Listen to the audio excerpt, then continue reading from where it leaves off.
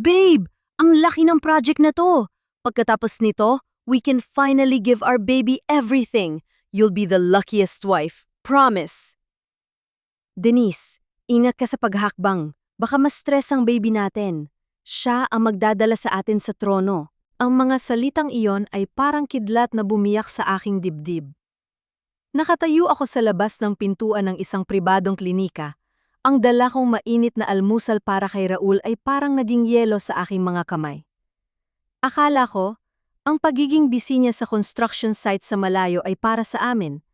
Para sa aming anak na 8 na ring buwan sa loob ng aking sinapupunan. Iyon pala, ang gabi-gabi niyang pag-alis ay para sa isang mundong hindi ako kasali.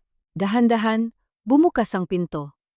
Nakita ko si Raul, ang lalaking pinakasalan ko at pinagsilbihan ng buong puso na inaalalayan si Denise. Isang batang babae na mukhang galing sa isang mayamang pamilya. Nakita ko kung paano niya hinaplos ang tiyan nito ng may pag-iingat. Isang pag-iingat na hinding-hindi ko naramdaman mula sa kanya nitong mga nakaraang buwan. Gusto kong sumigaw. Gusto kong itapon ang dala kong pagkain at kumprontahin sila. Ngunit ang aking katawan ay tila naging bato. Ang aking mga tuhod ay nanghina. Ang aking paghinga ay naging mababaw at mahapdi. Ang lahat ng pagod ko, ang bawat puyat sa pag-aabono ng mga pasyente sa tram-ite, ang bawat dasal ko para sa aming pagsasama, lahat ay parang naglaho sa isang iglap.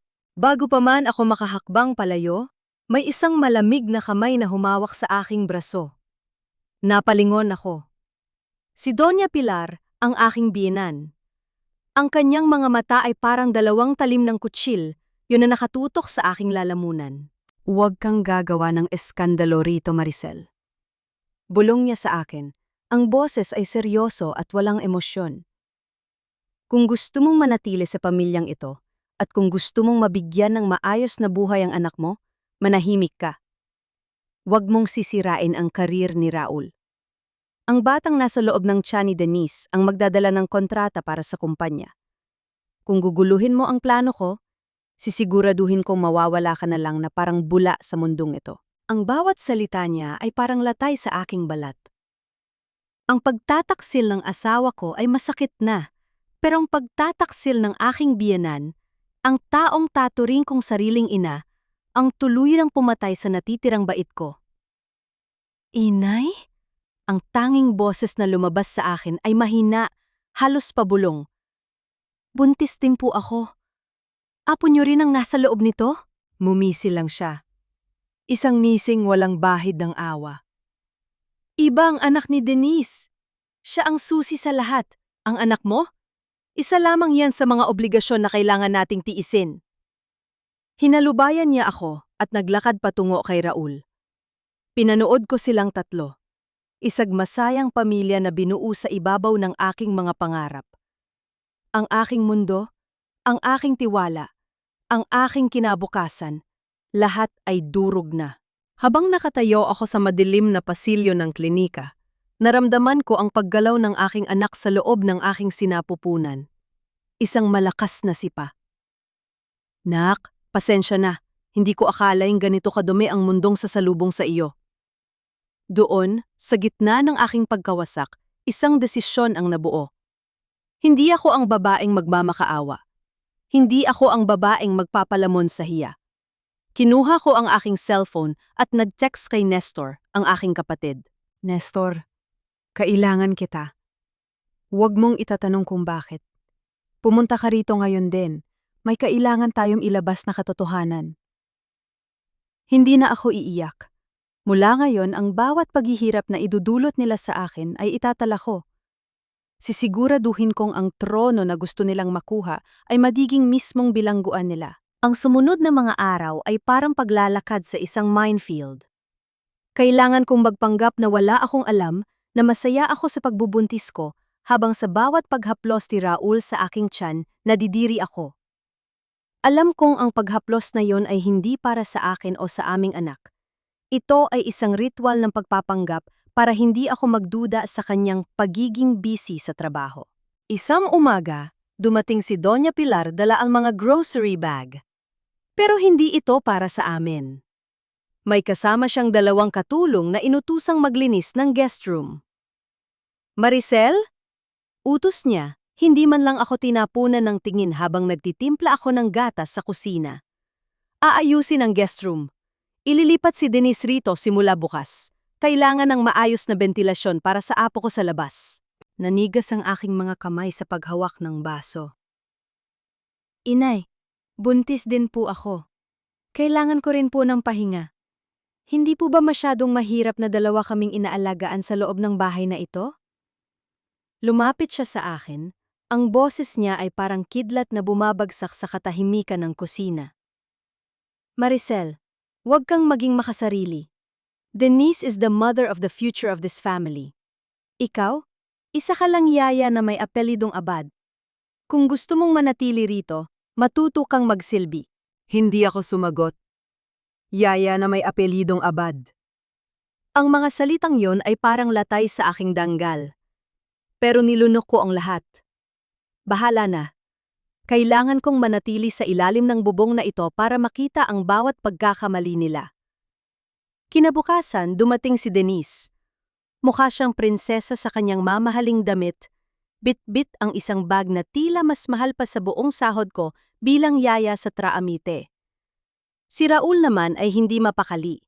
Pabalik-balik sa pag-aayos ng mga gamit ni Denise. Denise, babe, maupo ka. Ako na ang maglalagay ng mga gamit mo. Ani Raul, ang boses ay puno ng laming na kailanman ay hindi ko naramdaman. Tumingin si Denise sa akin. Ang kanyang mga mata ay puno ng pagmamataas. Maricel, right? I heard you're a nurse. Paki-check naman ang blood pressure ko. I feel a bit dizzy today. At pakitimpla na rin ako ng gatas. Yung tamang temperature, ha? Ayokong mag-asido ang tiyan ko. Tumingin ako kay Raul, umaasang may sasabihin siya. Pero nag-iwas lang siya ng tingin. Lumapit ako kay Denise. Kinuha ang blood pressure cuff at dahan-dahang ikinabit sa kanyang braso. Habang ginagawa ko ito, napansin ko ang isang bagay. Ang kanyang mga paa ay wala man lang pamamanas. Ang kanyang balat ay makinis at hindi mukhang tulad ng sa isang babaeng buntis na nasa 3 buwan. Dizzy? Denise?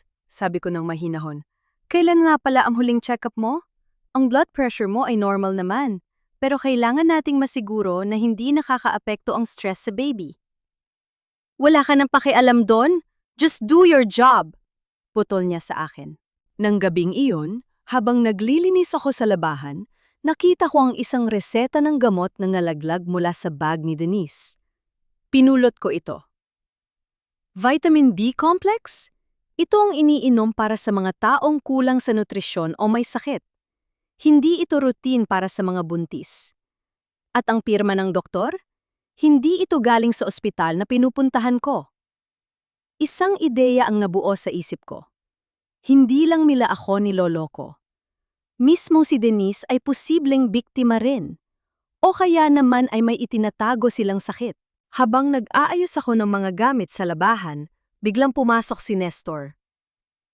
Ate, hindi ko na kaya ang naririnig ko sa labas. Bakit mo hinahayaan ang mga to? Nestor, kailangan ko maging matatag. Bulong ko. Tignan mo ang resitang ito.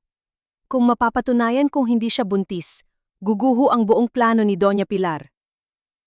Paano kung magkamali ka? Hindi ako magkakamali. Sagot ko habang nakatingin sa kwarto kung nasaan sina Raul at Denise. Ang nurse ay hindi lang nag-aalaga ng may sakit. Ang nurse ay marunong din mag-obserba ng sintomas ng kasinungalingan. Hindi ako matutulog hanggat hindi ko nalalaman kung ano ang totoong nakatago sa likod ng tiyan ni Denise. Ang bawat araw sa loob ng bahay na ito ay parang isang shift sa emergency room. Laging kailangan ng alertness, laging kailangan ng matalas na mata. Si Denise ay nagpapakita ng lahat ng senyal las ng isang taong nagmamagaling sa pagiging buntis. Ang paghawak sa likod, ang mabagal na paglalakad, at ang paulit-ulit na pagrereklamo sa mga pagkain.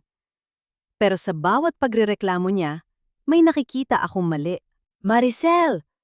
Ang alat ng sabaw! Gusto mo bang malason ang apo ko? Sigaw ni Denise habang nakaupo sa hapag. Nakapameyang pa rin kahit sabi niya ay masakit ang kanyang likod. Lumapit ako. Kinuha ang mangkok at tinikman ito. Sakto lang ang lasa. Pasensya na, Denise. Babaguhin ko na lang. Habang nakatalikod siya, mabilis kong kinuha ang kanyang baso ng tubig na hindi pa niya nauubos. Nilagyan ko ito ng kaunting asukal at inilagay sa tabi ng kanyang gamot. Mamaya, kapag uminom siya, malalaman ko kung totoo ang kanyang acid reflux. Pagkalipas ng 1 oras, nakita ko siyang pumasok sa banyo. Narinig ko ang mahinang pag-ubo. Hindi ito ang ubo ng isang taong may asido. Ito ang ubo ng isang taong pilit na sinusuka ang kinain. Sinundan ko siya ng tahimik. Denise? Okay ka lang ba? Tanong ko mula sa labas ng pinto. Umalis ka rito. Gusto ko lang mag-isa. Sagot niya. Pero narinig ko ang pagbukas ng cabinet ng banyo. Bumalik ako sa kusina at nag-abang. Ilang sandali lang, lumabas siya. Mukhang pagod. Nakita ko ang isang maliit na plastik na nahulog mula sa kanyang bulsa. Isang resibo mula sa isang aesthetic clinic. Hindi ito prenatal care. Ito ay para sa liposuction consultation. Nanginig ang mga kamay ko. Liposuction? Bakit magpapakonsult sa liposuction ng isang buntis, gabi na? Habang mahimbing na natutulog si Raul sa tabi ni Denise sa guest room, dahan-dahan akong pumasok sa kwarto nila para kunin ang mga gamit na kailangan kong i-check. Ang mga prenatal vitamins na nakalagay sa ibabaw ng lamesa. Binuksan ko ang bote. Hindi ito prenatal vitamins. Ito ay mga birth control pills. Parang may humampas sa dibdib ko. Hindi lang pala peke ang pagbubuntis niya. Ang buong setup na ito ay isang malaking laro para kontrolin si Raul at ang kontrata ni Doña Pilar. Biglang bumukas ang pinto. Si Raul, nakasuot ng pangtulog, nakatingin sa akin. Maricel, anong ginagawa mo rito? Hindi ako natinag. Ipinakita ko ang bote ng gamot. Raul, bakit birth control ang iniinom ni Denise? Bakit may resibo siya ng liposuction clinic? Buntis ba talaga siya? Napatigil si Raul. Ang mukha niya ay puno ng gulat, pagkatapos ay napalitan ng galit. Ano bang pakialam mo? Wala kang alam. Iniisip ko lang ang future natin. Future? Sigaw ko, pero pilit kong hininaan dahil baka magising ang buong bahay. Niloloko ka ng babaeng yan. Niloloko ka ng sarili mong nanay. Ginagamit ka lang nila para makuha ang kontrata ng gobyerno at ikaw ang magbabayad kapag mabuko ang lahat. Manahimik ka. Hinawakan niya ako sa braso. Ang kanyang hawak ay masikip, masakit. Kung may magsasabi man ng totoo, hindi ikaw. Kapag nalaman nilang alam mo na, sisiguraduhin ko hindi ka na makakatuntong dito. Hinarap ko siya. Ang aking mga mata ay puno ng determinasyon. Raul, nurse ako. Alam ko kung paano magbasa ng sintomas. Ang sakit mo ay hindi dahil sa pagod sa trabaho. Ang sakit mo ay pagkabulag sa katotohanan. Iniwan ko siyang nakatayo sa gitna ng dilim. Habang naglalakad ako pabalik sa aking kwarto, naramdaman ko ang sipa ni Mateo sa loob ng aking tiyan. Huwag kang mag-alala, bulong ko sa kanya. Hindi na tayo magiging biktima. Ngayon, alam ko na ang susunod na hakbang. Kailangan kong makuha ang testimonya ni Denise. Kung siya ang nagnanakaw ng tiwala ng asawa ko, sisiguraduhin kong siya rin ang unang guguho kapag nalaman ni Raul ang totoo. Ang bawat oras ay naging isang madugong labanan sa loob ng aking sariling tahanan. Alam ko na ang katotohanan, ngunit ang paglantad dito ay parang pag-opera ng walang anesthesia, masakit, delikado, at kailangang maging eksakto ang bawat galaw. Habang abala sina Doña Pilar at Raul sa pag-aayos ng mga dokumento para sa pagbid ng proyekto sa tulay, sinamantala ko ang pagkakataon. Alam kong kailangan ko na matibay na ebidensya bago ako humarap sa kanila. Isang hapon, habang nag-aabang ako sa palengke para bumili ng pangangailangan sa kusina, nakita ko si Nestor, ang kapatid ko. Mukha siyang balisa. Pinuntahan ko siya sa sulok ng isang sari-sari store. Nestor, bakit ka nandito? Sabi mo ay nasa construction site ka ni Raul. Tanong ko. Naiwas siya ng tingin. Ate, kailangan ko lang ng pera. May emergency si nanay sa probinsya, kailangan niya ng operasyon. Hindi ko na alam kung saan kukuha. Naramdaman ko ang paglamig ng aking dibdib. Kaya ka ba tumatanggap ng pera mula kay Raul para sa operasyon ni nanay? Tumingin siya sa akin ng may luha sa mga mata. Ate, sorry. Hindi ko alam na galing sa masama ang pera. Binibigyan niya ako ng sobre tuwing nagbibigay ako ng report sa kanya tungkol sa mga galaw mo. Sabi niya gusto lang niyang masiguro na hindi ka mapapahamak. Gumuho ang mundo ko. Ang nag-iisang tao na pinagkatiwalaan ko ay nagtatrabaho para sa kaaway. Nestor, pinagpalit mo ang danggal ng ate mo sa pera ni Raul? Hindi ko alam na ganito kalala ang sitwasyon, ate. Sorry. Sigaw niya, pilit na humahawak sa aking kamay pero lumayo ako. Nestor, kung gusto mong tumulong kay nanay, hindi pera ang kailangan mo ngayon. Katotohanan ang kailangan mo. Sabi ko ng mariin.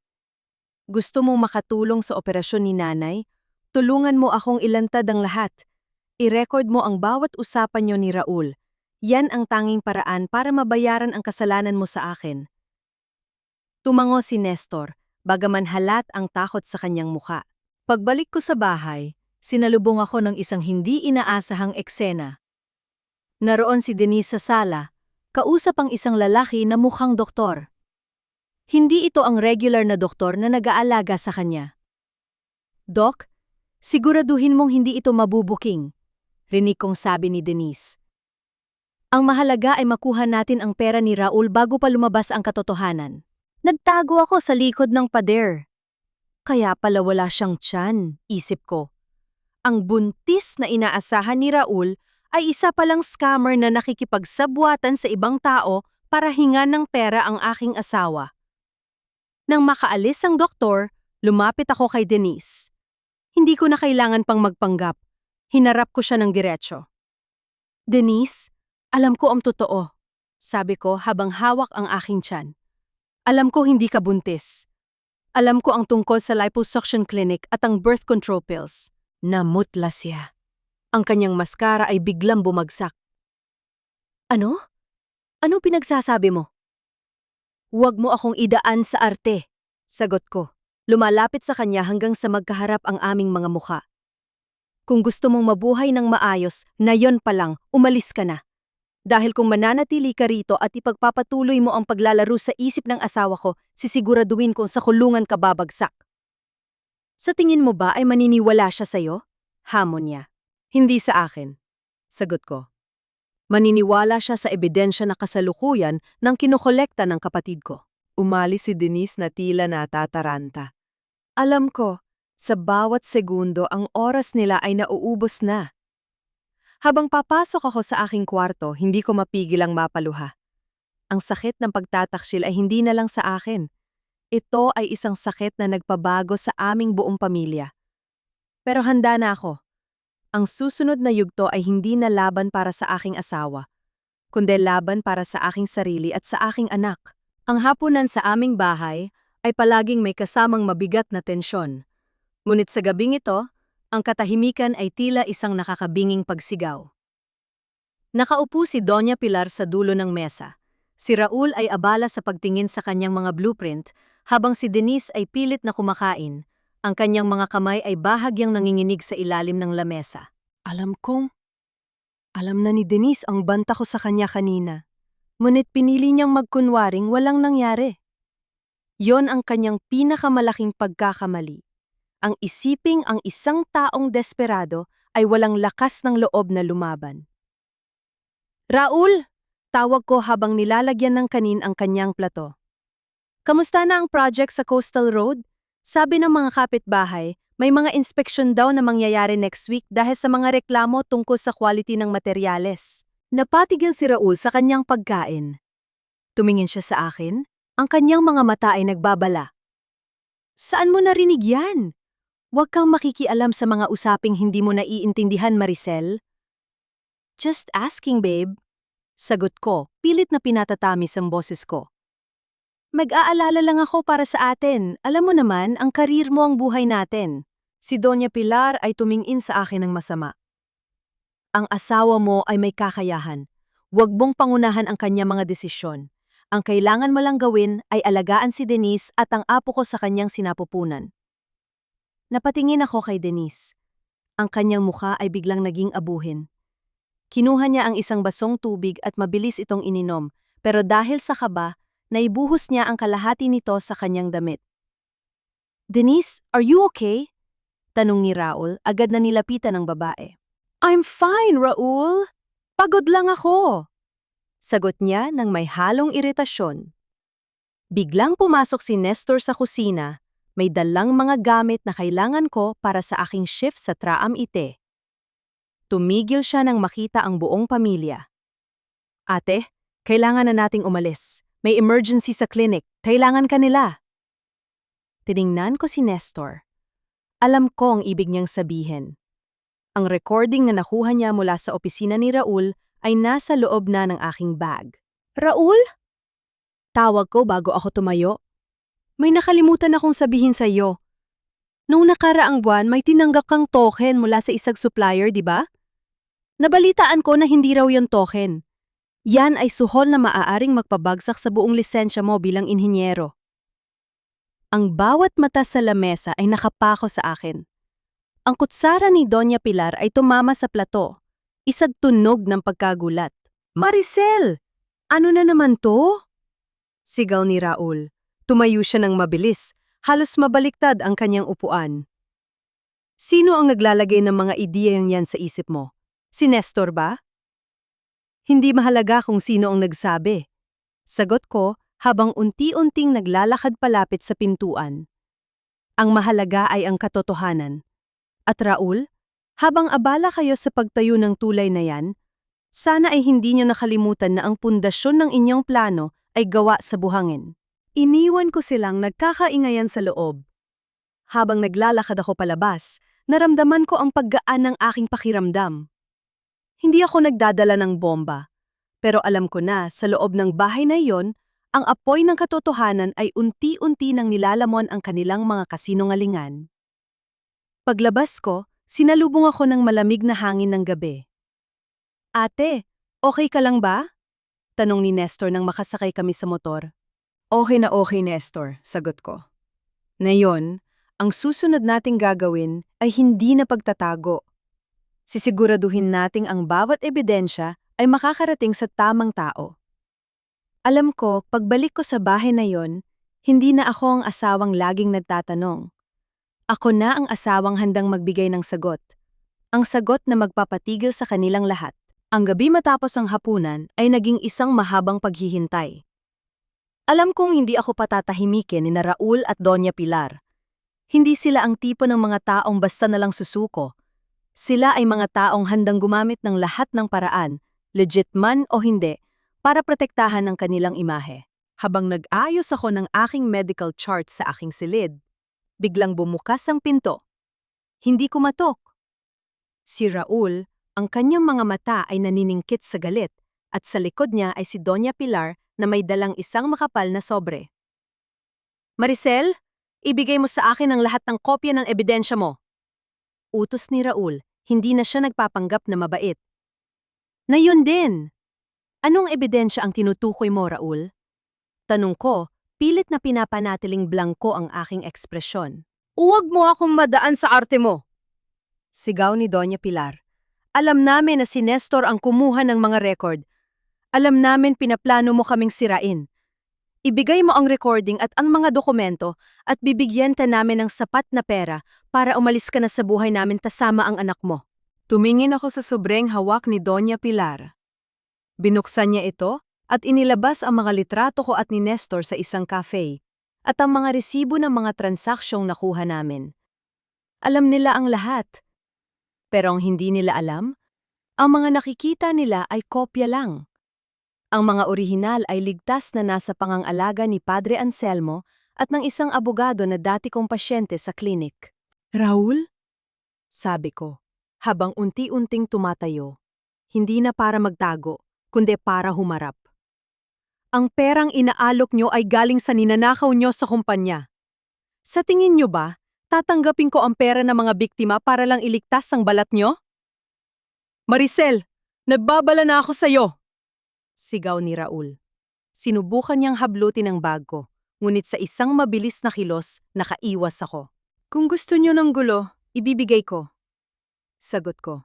Pero tandaan nyo, ang tulay na itinatayo nyo sa coastal road, hindi yon para sa publiko. Yon ay para sa inyong pagbagsak. Dahil lahat ng materyales na ginamit nyo ay substandard at ang bawat pirma nyo sa mga inspeksyon ay peke. Napaatras ang mag-ina. Hindi nila inakalang alam ko ang detalye ng mga substandard materials. Sino ang nagsabi sa'yo ng tungkol sa tulay? Nanginginig na tanong ni Doña Pilar. Ang mga driver. Sagot ko. Sila ang mga taong tinuturing nyo lang nakagamitan. Pero sila rin ang mga taong nakakaalam kung gaano kadumi ang inyong mga kamay. Biglang tumunog ang aking telepono. Isang video call mula sa isang hindi kilalang numero. Sinagot ko ito sa harap nila. Si Nestor.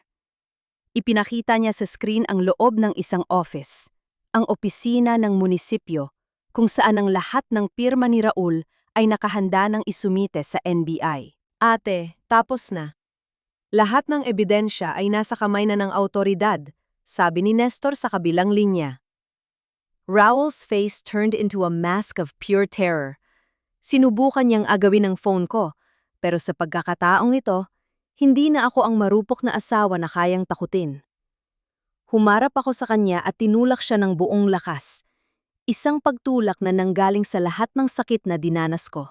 Ang tulay na itinatayo niyo, Raul. Sabi ko habang nakatingin sa kanya ng diretsyo, ay hindi tulay patungo sa trono.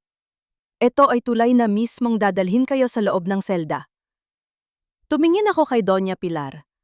Ang babaeng dati ay takot ako ay mukhang isang matandang takot na sa kinabukasan. Ang kanilang imperyo ng kasinungalingan, na itinayo sa ibabaw ng aking mga pangarap, ay unti-unti nang nagkakaroon ng mga lamat. At ngayon, oras na para durugin ito ng tuluyan. Pagkakaalis ni Raul at Doña Pilar sa aking silid, hindi nila alam na ang kanilang mundo ay gumuhuna. Ang bawat hakbang nila palabas ay tunog ng isang pagkatalong hindi na nila mababawi. Naiwan akong nakatayo sa gitna ng kwarto. Ang aking hininga ay malalim at kalmado. Hindi na ako nanginginig. Sa unang pagkakataon, ang takot na laging nakadikit sa aking balat ay tuluyan ng humiwalay.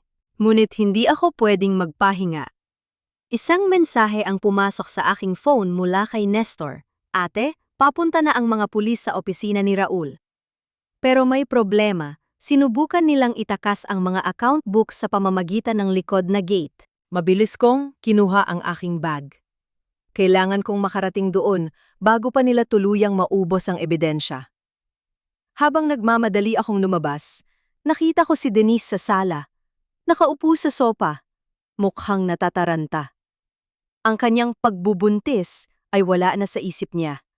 Ang tanging mahalaga na lang sa kanya ay ang pera. Maricel, saan ka pupunta? Tanong niya. Ang boses ay puno ng kaba. Anong ginawa niyo ni Raul? Bakit ang daming pulis sa labas? Tumingin ako sa kanya, hindi na may galit, kundi may pagkahabag. Denise, ginamit ka lang nila. Sa tingin mo ba kapag nakalabas na sila sa gulo, isasama ka nila? Isa ka lang nilang temporaryo, at ngayon, ikaw ang una nilang isasakripisyo. Hindi totoo yan! Sigaw niya, pero ang kanyang mga mata ay nagtataksil sa kanya. May nakita siyang takot. Kung gusto mong maligtas, Denise, sabihin mo ang totoo. I-testify mo ang lahat ng utos sa'yo ni Doña Pilar. Yun lang ang paraan para hindi ka madamay sa syndicated estafa na ito. Paalala ko. Iniwan ko siya roon, gulong-gulo ang isip, habang tinatahak ko ang daan patungo sa opisina ni Raul. Pagdating ko sa Villarama Logistics, ang gulo ay abot hanggang sa parking lot. Ang mga ahente ng NBI ay nakapalibot sa gusali. Nakita ko si Raul, pilit na ipinapasok ang isang bag sa loob ng kanyang kotse, habang si Doña Pilar ay sumisigaw sa mga autoridad. "Huwag niyo kaming hawakan! Alam niyo ba kung sino kami?" Sigaw ni Doña Pilar, ang boses ay paos na sa kakasigaw. Nang makita ako ni Raul, ang kanyang mukha ay naging kasing puti ng papel. "Maricel! Anong ginawa mo?" Hindi ako sumagot. Umarap ako sa pinuno ng mga ahente. "Officer, Ang mga dokumentong sinusubukan nilang itakas ay nasa loob ng bag na yon. Ang mga record ng substandard materials para sa tulay ay nasa loob ng cabinet sa opisina ni Raul, nakatago sa ilalim ng maling flooring. Tumingin ang ahente kay Raul. Ang bag ay kinuha sa kanya. Sa loob nito, hindi lang pera, kundi mga orihinal na kontrata na may mga pekeng pirma. Raul, Doña Pilar, kayo ay nasa ilalim ng arrest para sa syndicated estafa, sabi ng ahente. Habang kinakaladkad sila palabas, nakita ko ang pagbagsak ng imperyo na kanilang itinayo sa ibabaw ng kasinungalingan. Walang sigawan, walang drama. Ang tanging maririnig ay ang tunog ng posas, ang pinakamagandang musika na narinig ko sa loob ng mahabang panahon. Nang dumaan sila sa tapat ko, huminto si Raul. Tumingin siya sa akin, ang kanyang mga mata ay puno ng pagsisisi na huli na. Maddie, sorry. Tumingin ako sa kanya, hindi na may puot, kundi may malinaw na pananaw. Ang sorry ay para sa mga pagkakamaling hindi sinasadya, Raul. Pero ang ginawa niyo sa akin, sa anak natin at sa mga taong niloko niyo, yon ay desisyon niyo. At ngayon, kailangan niyo nang harapin ang resulta. Pag-alis ng mga sasakyan ng pulis, naiwan akong nakatayo sa gitna ng parking lot. Ang gabi ay malamig, pero ang pakiramdam ko ay napakainit ng tagumpay. Ang bintana na dati ay sarado para sa akin, na yon ay malawak ng bukas. Ang katotohanan ay lumabas na, at ang bawat bintana ng aking kinabukasan ay handa na akong pasukin. Ang pagkakakulong ni na Raul at Doña Pilar ay nagdulot ng kakaibang katahimikan sa aking buhay. Hindi yon ang katahimikan ng kawalan, kundi ang katahimikan ng isang taong tapos na ang laban. Habang ang lahat sa Bicol ay abala sa pag-uusap tungkol sa malaking iskandalo, ako naman ay nasa loob ng aming bahay, nag-aayos ng mga dokumento para sa aking pagbubuntis. Isang hapon, nakatanggap ako ng tawag mula sa bilangguan. Si Doña Pilar. Hindi ko alam kung bakit ako sumagot, marahil dahil gusto kong marinig ang huling pagbagsak ng kanyang boses. Maricel! Simula niya, ang boses ay mahina, malayo sa Doña Pilar na kinatatakutan ko noon. Hindi ako tumatawag para humingi ng tawad. Alam kong huli na ang lahat. Bakit kayo tumawag? Tanong ko. Gusto ko lang sabihin, noong panahon na ako ay isang mahirap na babae, niloko rin ako ng aking asawa. Inabandona niya ako ng walang-wala, bit-bit ang lahat ng pera namin. Noon ako sumumpa sa sarili ko, hinding-hindi na ako magiging biktima. Gagawin ko ang lahat para maging makapangyarihan. Napapikit ako. Kaya pala, bulong ko sa isip ko. Ang bawat kasamaan na ginawa niya ay nanggaling sa isang sugat na hindi kailanman naghilom. Pero ang pagkakaiba namin, siya ay pumili na maging halimaw para protektahan ng sarili, habang ako, kahit nasaktan, ay pinili kong manatiling tao. Inay, tawag ko sa kanya sa unang pagkakataon matapos ang lahat. Ang sakit ay hindi dapat maging dahilan para manakit ng iba. Ang kapangyarihan na nakuha niyo sa Pandaraya ay hindi kailanman magiging matibay. Yan ang dahilan kung bakit kayo nasa loob ng selda ngayon. Alam ko, sagot niya, at sa unang pagkakataon, narinig ko ang paghikbi niya. Ingatan mo ang bata. Huwag mong hayaang maging katulad ko o ni Raul. Ibinaba ko ang telepono. Hindi ako nakaramdam ng saya sa kanyang pagdurusa. Ang naramdaman ko ay, awa-awa para sa isang babaeng ginugol ang buong buhay niya sa pagtatayo ng isang kastilyong gawa sa buhangin. Kinagabihan, dinalaw ko si Nestor. Nakita ko siya sa labas ng aming bahay, tinitingnan ng mga bituin. Ate, sorry po sa lahat, sabi niya. Nestor, ang pagbabayad mo sa kasalanan mo ay ang pagtulong mo sa hustisya. Huwag mo nang balikan ang pagiging sunod-sunuran, sagot ko. Ngayon, tayo na lang ang magtutulungan para sa anak ko. Habang nakatingin kami sa langit, naisip ko ang lahat ng nangyari. Ang bawat sakripisyo ko, ang pagtatrabaho sa tramite, ang pagtitiis sa mga insulto ni Denise, ang pagtitiwala kay Dante, lahat yon ay nagbunga. Ngunit ang pinakamahalagang aral na natutunan ko ay hindi ang paghihigante, kundi ang pagpili sa sarili. Sa susunod na mga araw, kailangan ko nang mag-focus sa aking panganganak. Marami pa akong dapat ayusin, hindi lang sa aking buhay, kundi sa aking kalusugan. Ang mga nangyari ay nag-iwan ng latay, pero ang latay na yon ay ang aking patunay na ako ay matibay. Habang naghahanda ako para matulog, nilapitan ako ni Nestor. Ate, huwag kang mag-alala. Magiging mabuti tayong pamilya. Yon ang pangako ko kay tatay. Tumanggo ako. Ang gabi ay malamig, pero sa loob ng puso ko, ramdam ko ang init ng isang bagong simula. Ang mga anino ng nakaraan ay hindi na ako matatakot. Handa na akong harapin ang bukas kahit ano pa ang dalhin nito. Sa loob ng bilangguan, si Raul ay hindi na ang lalaking mayabang na inhinyero na nakilala ko. Siya ay payat, ang kanyang mga mata ay nanlalalim, at ang kanyang balat ay tila nawala na ng kulay. Nang magkita kami sa visitation room, hindi na niya magawang tumingin ng diretso sa aking mga mata. Maricel! Simula niya, ang boses ay paos. Binisita ako ng abogado ni Doña Pilar. Sabi niya nililipat na niya ang lahat ng ari-arian niya sa pangalan ng ibang tao. Hindi na niya tayo matutulungan. Wala na tayong malalapitan. Tiningnan ko siya ng walang bakas ng pagkamuhi, kundi may dalisay na pagtanggap. Raul, hindi ko kailangan ng tulong niyo. Hindi ko kailangan ng pera niyo. Ang tanging hiling ko lang ay ang katahimikan para sa anak natin. Anak natin. Ulit niya, sabay tingin sa aking umbok na tiyan. Ang kanyang kamay ay nanginginig nang abutin niya ang salamin na naghihiwalay sa amin. Nagsisisi ako, Maricel. Nagsisisi ako na pinili ko ang kapangyarihan kaysa sayo. Akala ko, ang lahat ng ito ay magbibigay sa akin ng respeto.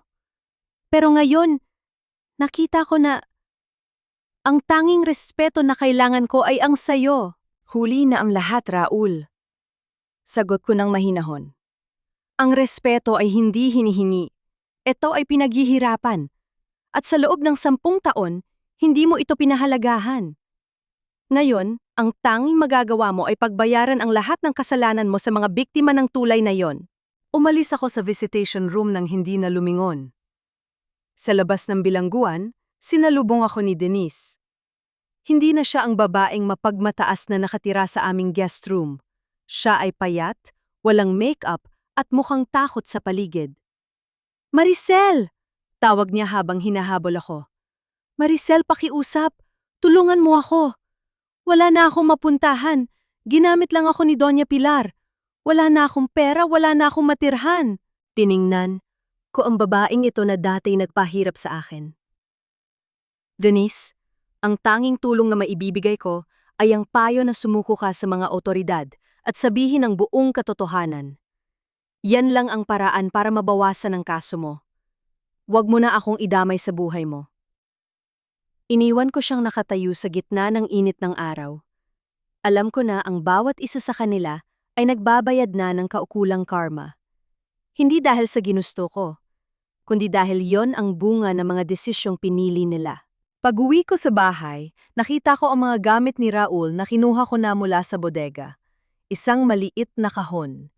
Binuksan ko ito at nakita ang isang lumang litra, tunaming 2 nung unang araw niya sa engineering school. Pinunit ko ito. Hindi dahil sa galit, kundi dahil sa pagpapaalam. Ate, okay ka lang ba? Tanong ni Nestor habang papasok ng pinto. Oh, Nestor, tapos na ang lahat. Sagot ko habang huminga ng malalim. Ngayon, ang tanging kailangan kong paghandaan ay ang pagdating ng baby natin. Ang pagtanggap sa kabiguan ni Raul at ng kanyang pamilya ay hindi tagumpay na ipinagdiriwang ko ng malakas. Ito ay isang tahimik na pagtanggap na ang buhay ay patuloy na iikot at ang mga taong nagtaksil ay kailangan ng iwanan sa nakaraan. Handa na akong maging isang ina na hindi na kailangang maghanap ng validation sa iba. Ang aking lakas ay hindi na nakadepende sa kahit sinong lalaki. Ito ay nanggagaling sa aking sarili, sa aking anak, at sa paninindigan ko sa katotohanan. Ang bawat araw ay unti-unting nagiging mas magaan, ngunit ang aking katawan ay hindi na mapagkaila. Ang araw ng aking panganganak ay paparating na. Sa gitna ng lahat ng gulo sa nakaraan, Ang aking focus ay naging iisa, ang kaligtasan ng batang nasa aking sinapupunan. Isang gabi, habang nag-aayos ako ng mga gamit sa aming munting tahanan, biglang bumuhos ang malakas na ulan.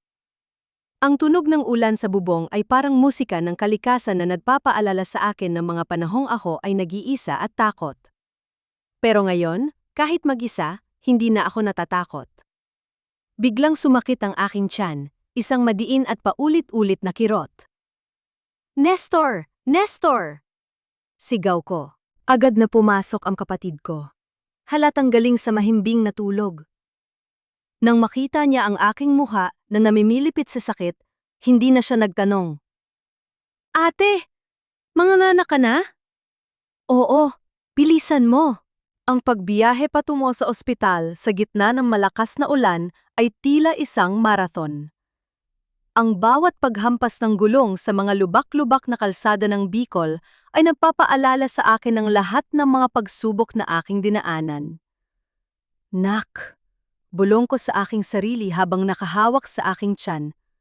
"Konti na lang. Makikita na rin kita." Pagdating sa ospital, ang mga nurse na dati ko ring mga katrabaho ay agad na kumilos. Sa loob ng delivery room, ang bawat pag-ire ko ay parang pagpapakawala sa lahat ng sakit ng nakaraan. Sa bawat pag-ire, parang inilalabas ko ang lahat ng pait na ibinigay ni Raul, ang bawat insulto ni Doña Pilar, at ang bawat luhang inaksaya ko para sa isang taong hindi ako pinahalagahan. "Kaya mo yan, Maricel! Ilang push pa!" Sigaw ng doktor. Pumikit ako ng mariin. "Para sa iyo, anak, hindi ka magiging katulad nila. Lalaki kang matapang, marangal, at higit sa lahat, mamahalin kita ng higit pa sa buhay ko."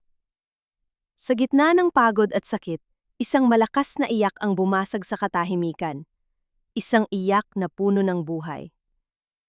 "It's a healthy baby boy, Maricel," sabi ng doktor habang inilalapit ang sanggol sa aking dibdib. Nang maramdaman ko ang mainit at malambot niyang balat, ang lahat ng galit ay naglaho. Nawala ang lahat ng sakit. Ang tanging natira ay isang kapayapaan na hindi ko kailanman naramdaman.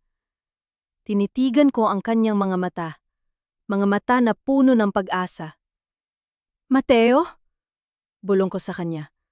"Ang pangalan mo ay Mateo, dahil ikaw ang regalo ng Diyos sa nanay mo."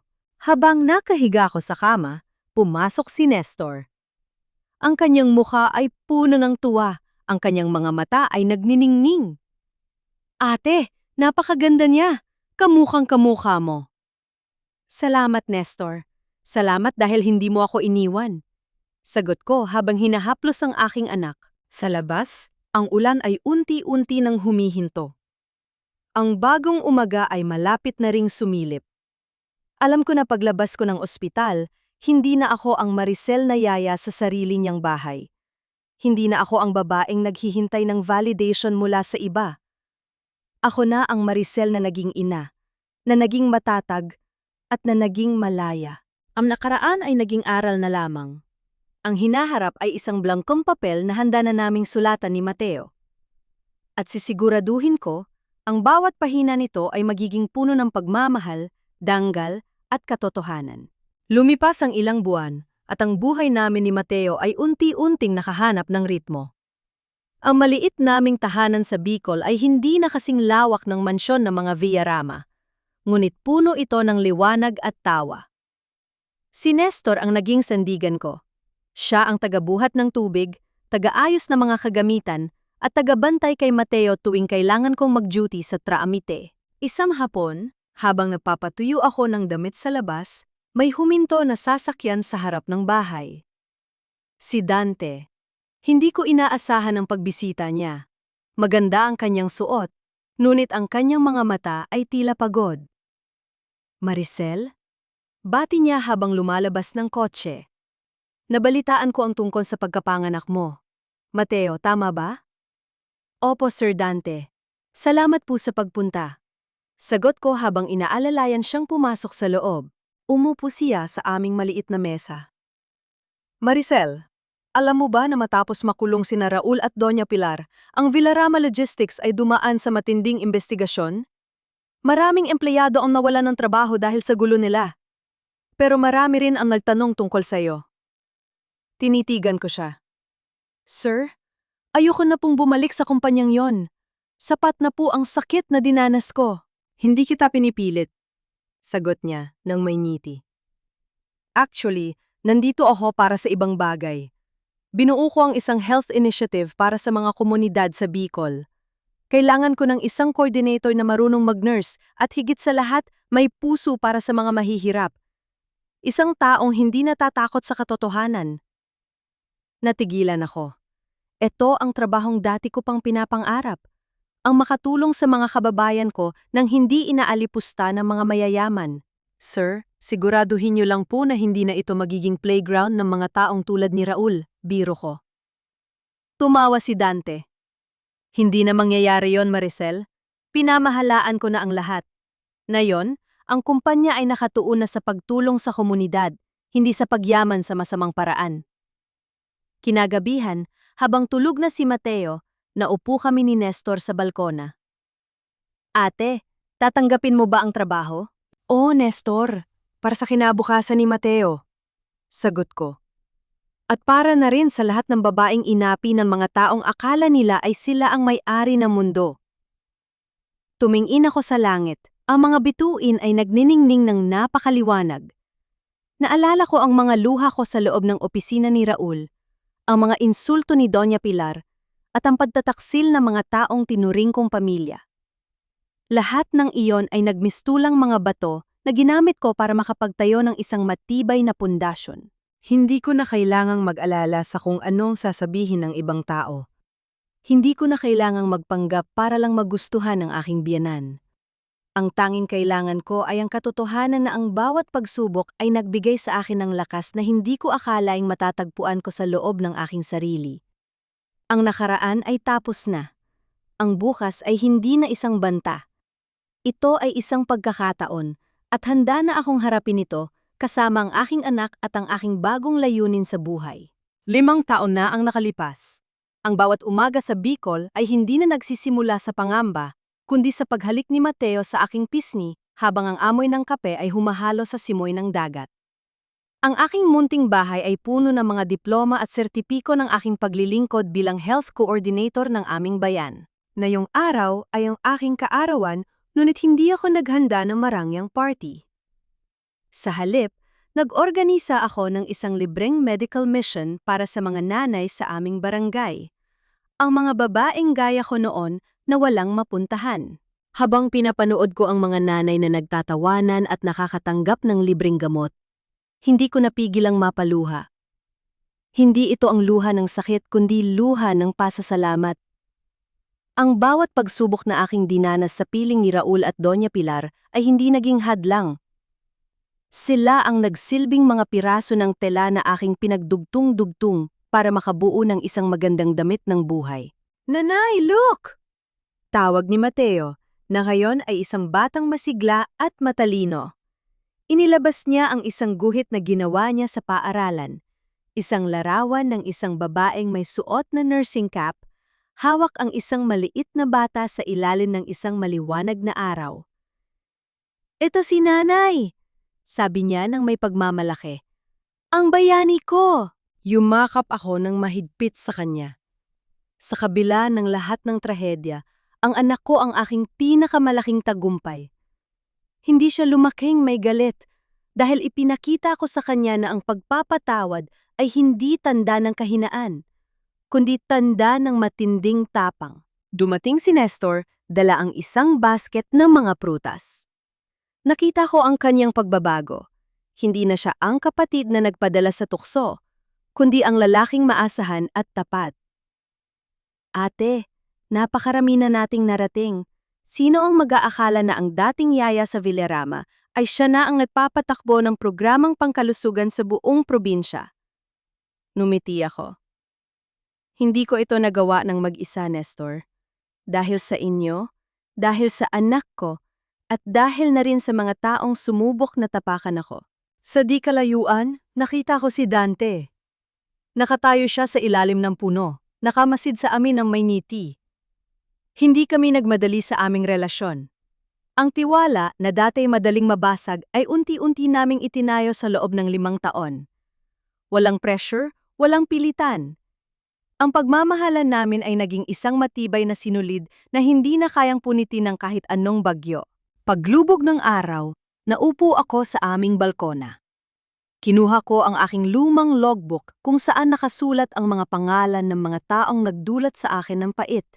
Si Raul, si Doña Pilar, si Denise. Pinunit ko ang mga pahinang iyon at isinaboy sa hangin.